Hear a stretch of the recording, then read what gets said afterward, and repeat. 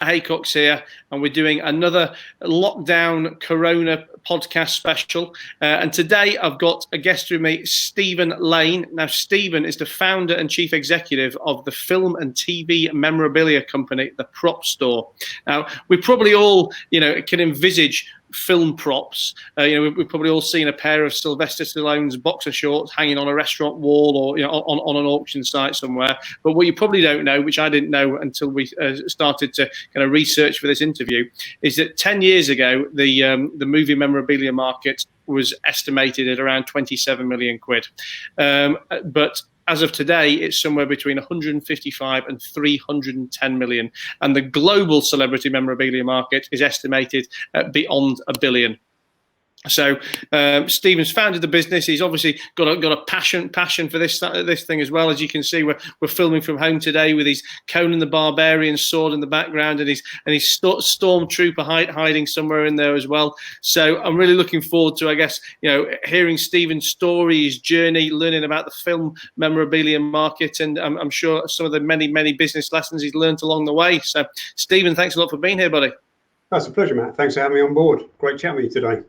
Well, it's obviously I've given a very brief introduction, but I guess tell us where it began for you, and tell us how the Prop Store started, or store started even.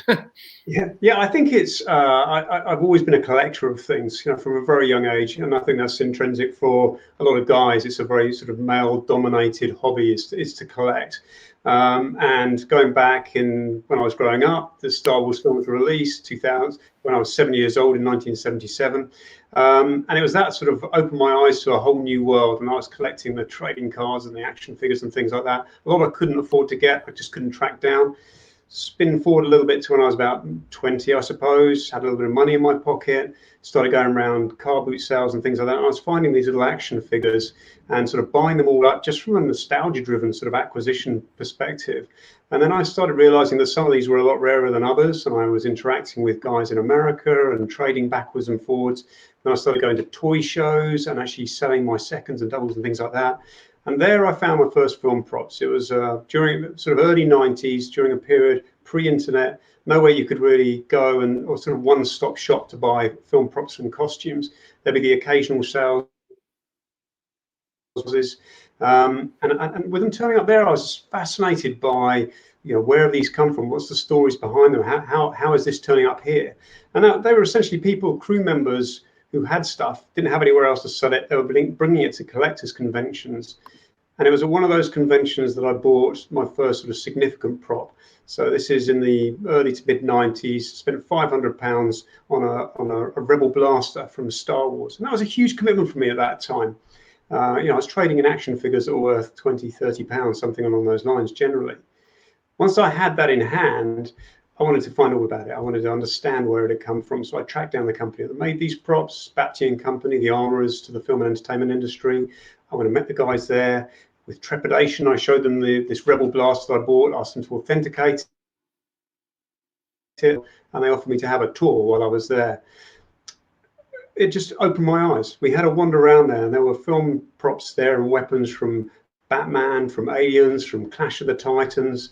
And I said to the guy, what happens to this stuff? And he said, well, we make it, we rent it into the film industry, then comes back to us, it sits on our shelves, we'll repaint it, send it out to another film. If nothing comes up, we throw it away. I was like, you throw it away? What are you talking about? And they were just a byproduct of the filmmaking process for these guys. And they'd been so immersed in it for so many years, it just didn't mean anything to them at all. And I started buying stuff. They thought I was absolutely nuts, giving them money for this stuff.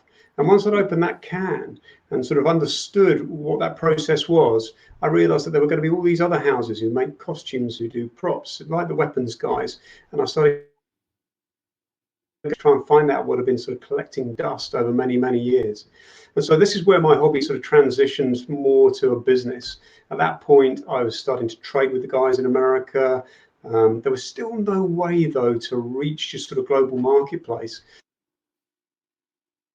And that was really the turning point for me. At that point in time, I sold another company that I started up and was running with, and I said, this is where I want to go. This is the direction. And now I can see the opportunity for it to be able to reach people. Not only that, this is something that I love doing. I'm excited about this. And that really transfers to people that I speak to. And just to kind of go back to, you know, when you made that first purchase of the Star Wars thing for 500 quid, and also, you know, in general, when you were talking to that, you know, to that film production film prop company, I mean, how were you working out prices at this point? You know, I mean, when you paid that 500 quid, you know, how did you know that was the right price? I mean, where's, I mean, I guess it must be different in today's market when it's a bit more transparent, a bit more liquid. You know, I guess there's the correct pricing for things. But I mean, back then, where do you even start? I think it was all about an assessment of risk, to be honest with you. You know, I'd be looking at something and thinking, if I paid this, is somebody else going to be prepared to pay a little bit more, knowing how else on a global level. And a lot of people wanted to buy into productions that were made in the UK, you know, all the Star Wars films, all the Bond films, the Batman films. You know, we had some really rich seams of content from a great filmmaking era.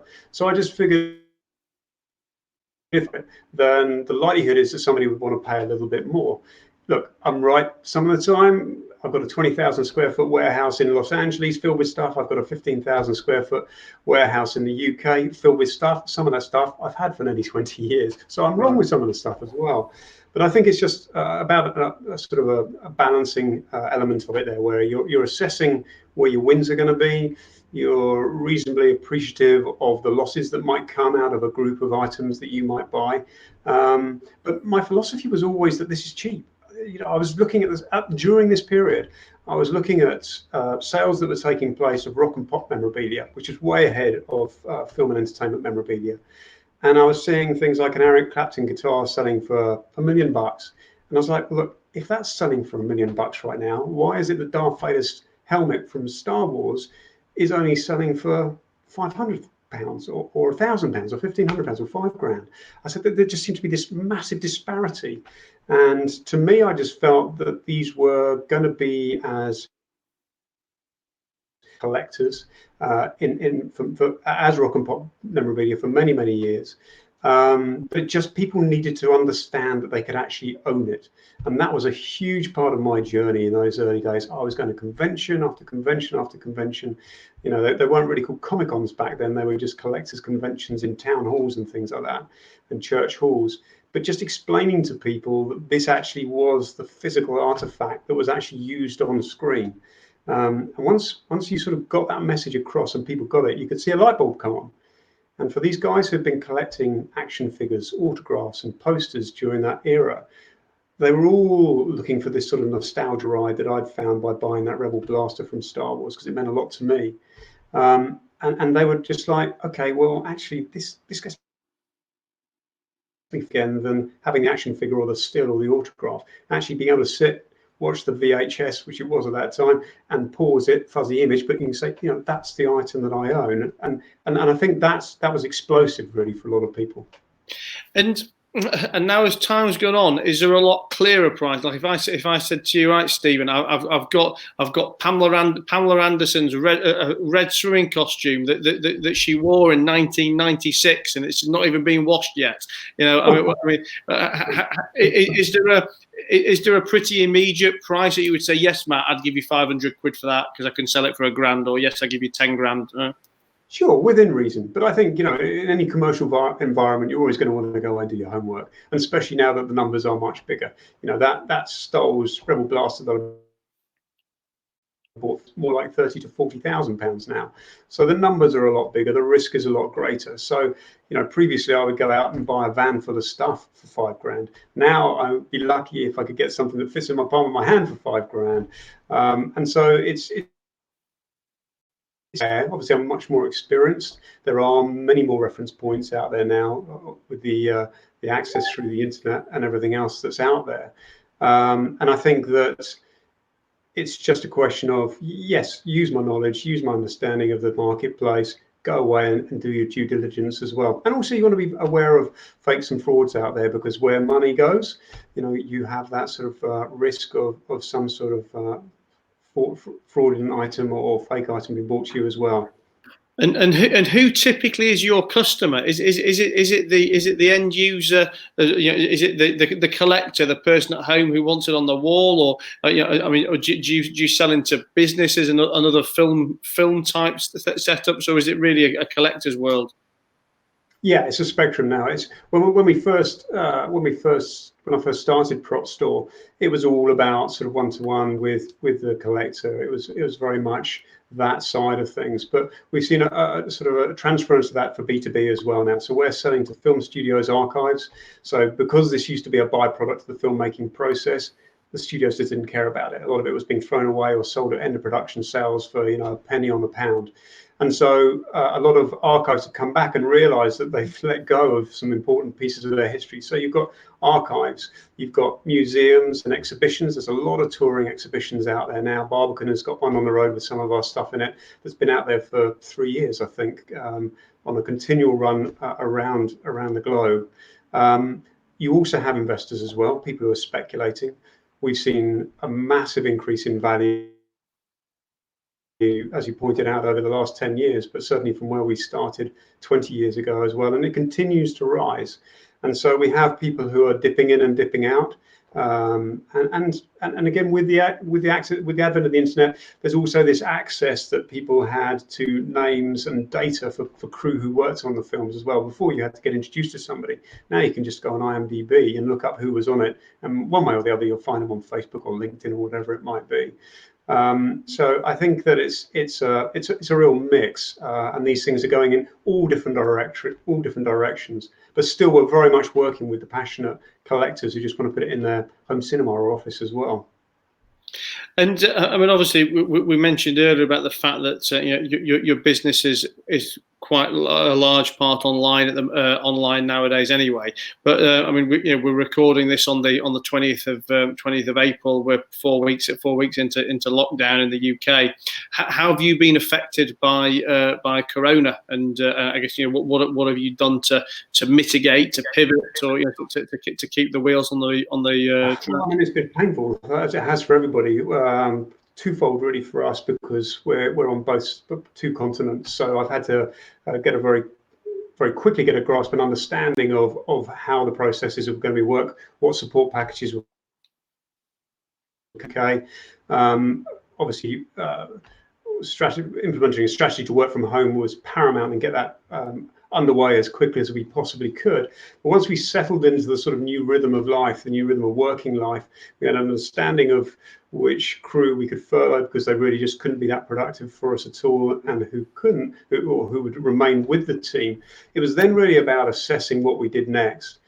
Luckily, we're sort of cataloging throughout the year for big tentpole activities. So we have a lot of online and live auctions that take place during the year. We don't just sell at fixed price. This is about auction environments. We just closed a big Star Trek auction last Friday, which wrapped up at about $300,000 worth of merchandise selling during that auction. This Thursday, we've got a cinema poster live auction taking place. And we've had to be very smart and agile, thinking about how we actually execute them and whether we do or don't. Looking at the metrics, tracking what the views are that are taking place with the auctions, what the registrations and the bidding activity is. And trying to be very, very smart with it. With the poster auction, we took a position because that was actually meant to end about 3 weeks ago. We bumped it by about 3 or 4 weeks. That was right in the middle of the lockdown just starting. We said there's no way we could have this closing at that point.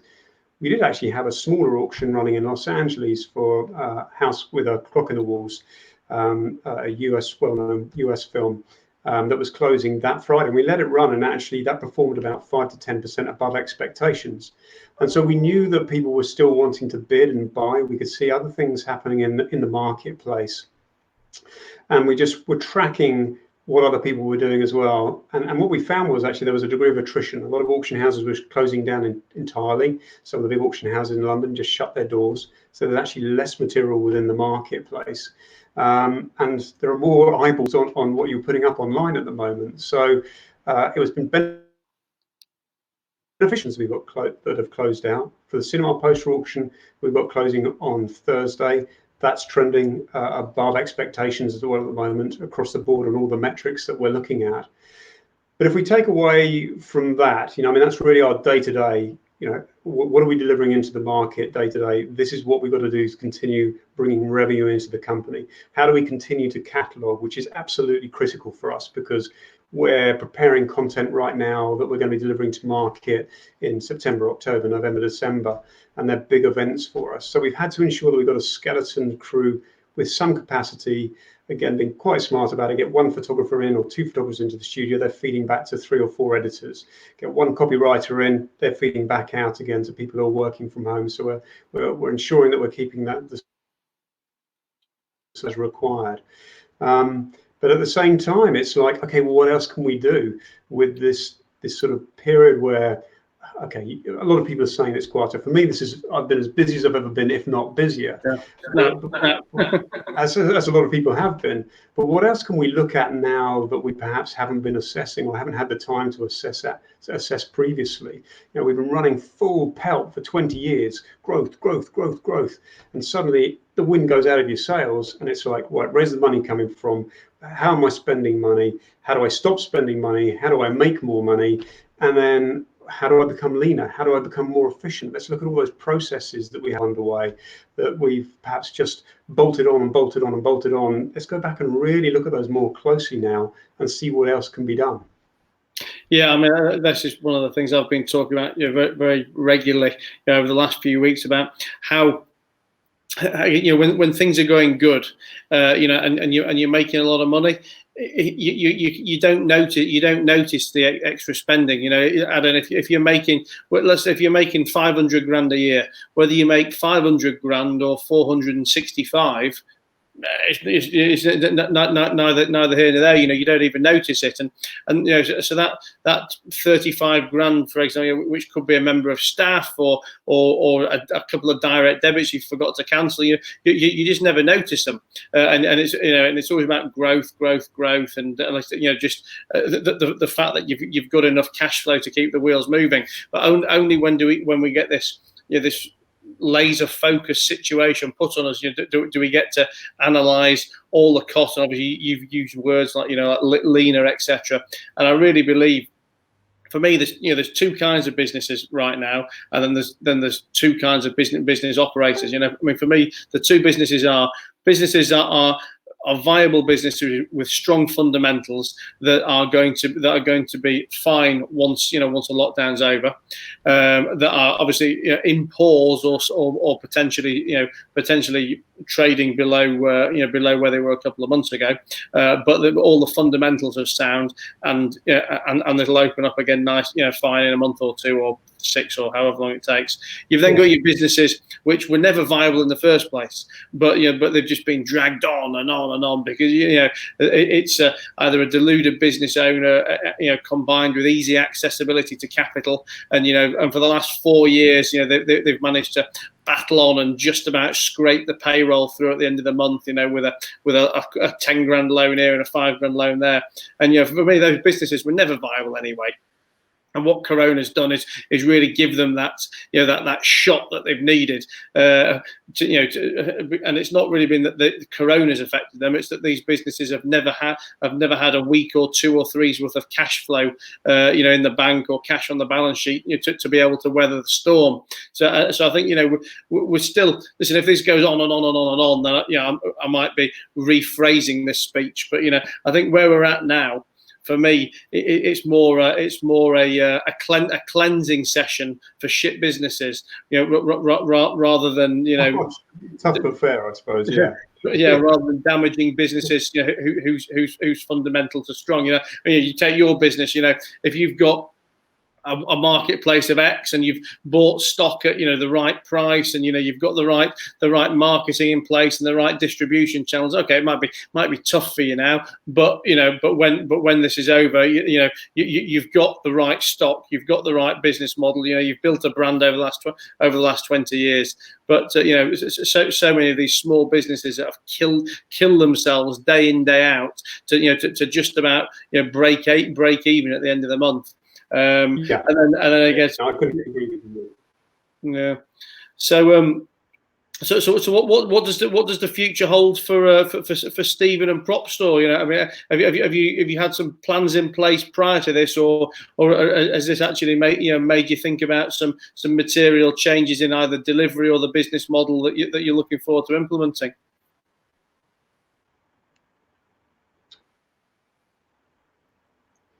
Sorry, Matt. Unfortunately, you're breaking up on me a lot. I didn't actually catch the last question. Could you just? Sorry. You cut off on me. Did you hear any of the question, or do you need me to start again? No, I'm sorry. Yeah, I didn't catch the question at all. Apologies. So, I was saying. So, what can we expect for the future from both the Prop Store and yourself? I mean, have you had some big plans in place anyway, or has there been some things now that you've realised that are going to be good opportunities for you going forward to change the business or scale the business up? Anything you can tell us about? Well, I think these periods of adversity always, as you say, bring you very focused on innovation and opportunity and where we want to go next. And I think that's a constant tone of conversation, topic of conversation for our weekly board meetings that we're having right now. And where do we want to be and how do we want to get there? We had grand plans for this year. This year was going to be a very big year for Prop Store. We were launching our entertainment memorabilia live auction that was actually meant to be taking place at Century City in Los Angeles in the AMC cinema in May. And of course, at the moment, all the cinemas around the world are pretty much shuttered.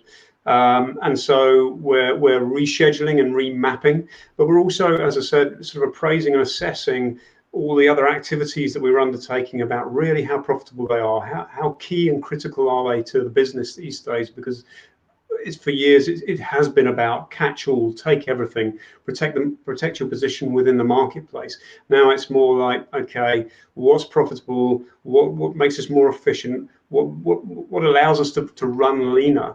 And I think that we're just much more laser focused on the things that are profitable, having undertaken all of these forecasts that we've been doing for the last month and a bit, all of these assessments and discussions that we've been having. We have a much greater understanding of what the core of our business really is after 20 years of growth. And so I think you're going to see more of the same. I think the entertainment memorabilia industry, the hobby is thriving. We see growth year on year. I think I've been through recessions previously, the 2007, 2008, where I thought I'd lose my shirt on everything, because who's going to want to buy Arnold Schwarzenegger's jacket from Terminator, at a time where people are worried about where money is. And actually what we found was people were taking money out of the money markets and wanting to put things into physical assets. And so you saw, classic cars going up, art and antiquities going up, and we saw our market rise during that period as well. Now, I'm not saying that this is comparable to any other recession we've had before. We all know that this is unprecedented times, but I'm highly confident that seeing the activity we have right now and the degree of hunger that there is in the market for the material that's available, that we can continue to deliver as long as we're bringing the right quality of product to market, that people are still going to be after it. So we're pushing our slate forward. We're going on so that the Los Angeles Entertainment Memorabilia Live auction will take place later in the year. Every year we have one in London that takes place end of September, beginning of October at the Odeon BFI IMAX at Waterloo. That's a massive 2-day auction that we have with nearly 1,000 lots.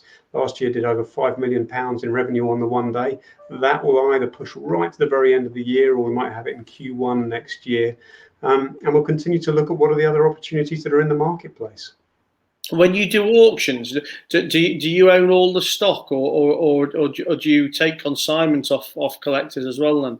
Yeah, consignments. So we own a percentage of the stock just because I've been buying for so many years. So I have so very rich seam of assets that's sitting there that I bought into very early on, that we use as part of the, if you come to Prop Store Warehouse, you're going to see John Hurst's spacesuit from Alien, or you're going to see Chris Reeve's Superman costume. Back when I bought into those particular costumes, they probably cost me somewhere in the region of £10,000. The last Chris Reeve costume that sold, complete costume for the early films, sold for about £150,000, probably closer to £200,000 now from one from the first film. So I have this sort of rich pot of assets that's sitting there ready and waiting that I can be. But we are looking to always bring material in on consignment. Big consign to us messaging that will start again. That will kick that off in about 3 or 4 weeks' time for the next round of auctions. Bring your stuff to us. Let us assess it for you. Let us appraise it for you. Let me show you how much these things that are sitting in your attic or in your garage are worth. And maybe it's time to liquidate those, to bring some cash in for them. And so consignment material is an absolute necessity for us. And it's the backbone of what we're bringing to market, really. What's the most expensive thing you've ever sold? I'm sorry, I lost you again there, Matt. So you asked the question again. I said, what's the most expensive piece you've ever sold, or the most exciting piece you've ever sold, or both? Oh gosh, we've broken world records with Harrison Ford's fedora from Raiders of the Lost Ark, which went for over £300,000. Really? Yeah, we've had stormtrooper helmets from Star Wars sell for. I had a TIE fighter helmet from Star Wars from the first film, which sold for £250,000. We've sold a few things in the six-figure, seven-figure, high six-figure, and low seven-figure range as well. But some of those items don't necessarily go through our auction model. They'll be on a private treaty basis, where we're getting inquiries from high net worth individuals who are asking us to go out there and actually source a particular piece for their collection. And that's a fun part of what we do as well. And that takes me right back to my grassroots, where I started, going through those warehouses, trying to find and identify something that was used in a classic film that nobody spotted, nobody cares about.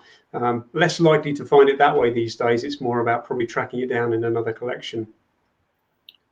And I guess before we go, I want to try and talk about something to get the audience involved. And I guess a lot of people will be listening to this who either may have seen something sell at an auction, whether it's a charity auction or read about the memorabilia market online. And I guess a lot of people probably aspire to be able to invest in things that they can actually enjoy.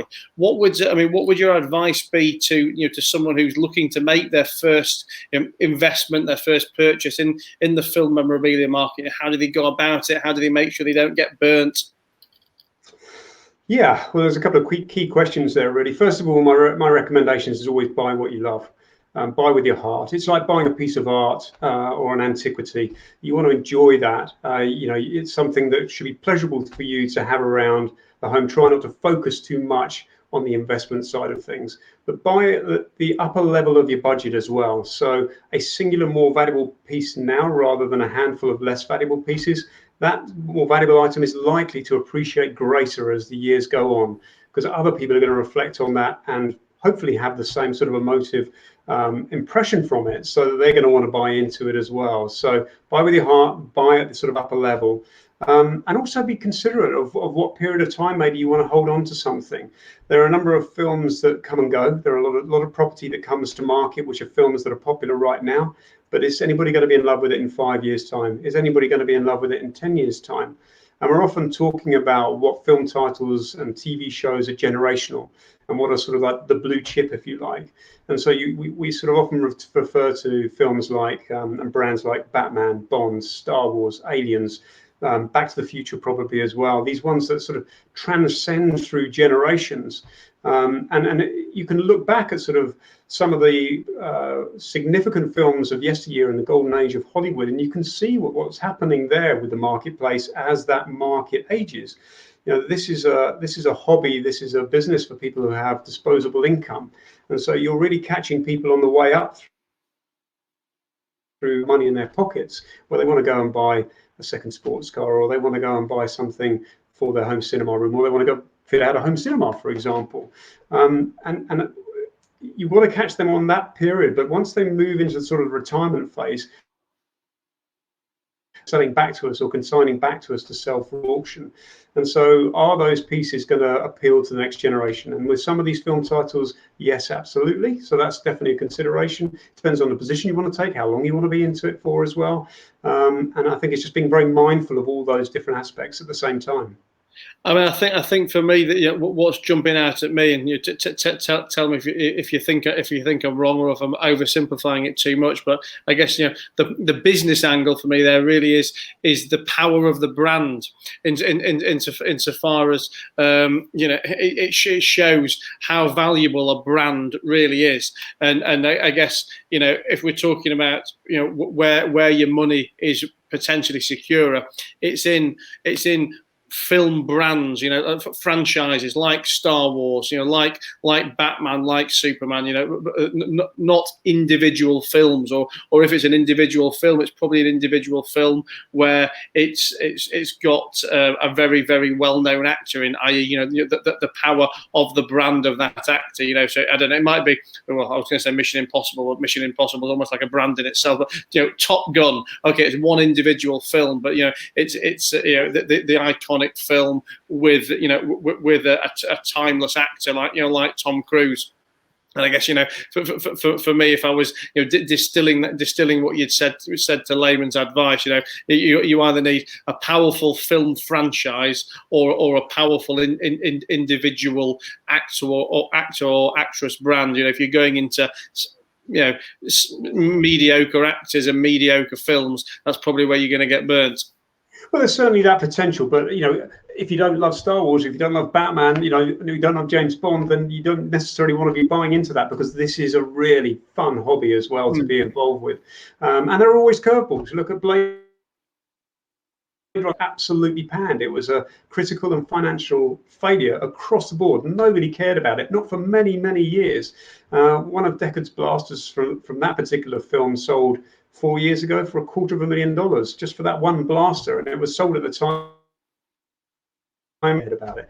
So there are often curveballs. You know, it's not something that is just as cut and dry as that. But yes, you're absolutely right. It's the power of the brand, whether it be the actor or the actual film production itself. It's also about use on film and attribution. So if you've got, you know, Tom Cruise in Top Gun, what's the piece you want? You want his Maverick helmet, don't you? Or you want his flight suit or something like that.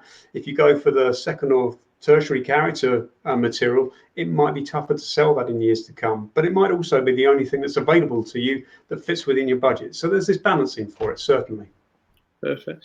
Well, listen, it's been fantastic to have you here, and it's been, I guess, it's been a very unusual topic for a podcast, and you know, one that I'm sure we won't be repeating anytime soon. I mean, obviously, you know, for anyone listening to this on audio, as I said at the beginning, I'm looking at a huge Conan the Barbarian sword in the background here, and you know, Stephen's got warehouses full of fantastic stuff. So, for people who don't know you already, where can we find you? You know, are you on social, Instagram, YouTube? You know, where can people go looking at your stuff?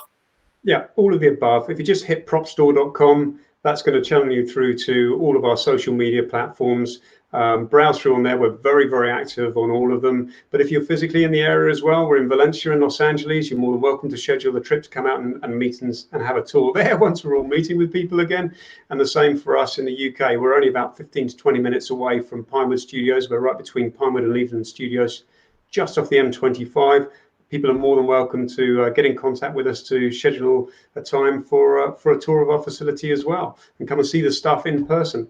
And actually, when we do the live auctions as well, if you get a chance, the Odeon BFI IMAX at Waterloo in London, as I said, watch our website for the dates for this year. But for that particular auction, we'll have on display there about 300, 350 of the artifacts in glass cases with the props specialists on hand, museum quality, and you can really see some phenomenal pieces of movie history there as well. So that's well worth sticking in the diary. Awesome. Well, I'm certainly going to take you up on that anyway, and I'll look forward to meeting you in person when all this is over. Stephen, thanks again, buddy. It's been great to have you here, and thanks for all your stories and advice. Been a pleasure. Thanks. Thank you.